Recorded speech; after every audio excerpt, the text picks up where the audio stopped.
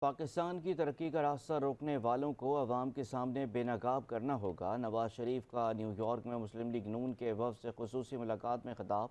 پاکستان کی ترقی کا راستہ روکنے والوں کی سیاست کی ملک اور قوم کو بھاری قیمت ادا کرنی پڑی۔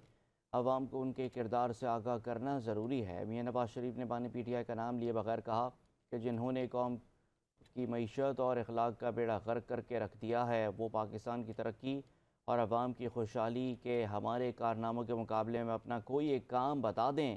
موجودہ صورتحال پر بولے کہ پاکستان کی ترقی کا سفر شروع ہو چکا ہے۔ ملک بحرانوں سے نکل کر واپس ترقی کی راہ پر گامزن ہو رہا ہے۔ اب ترقی کے اس سفر کا کسی کو راستہ روکنے کی اجازت نہیں دی جا سکتی۔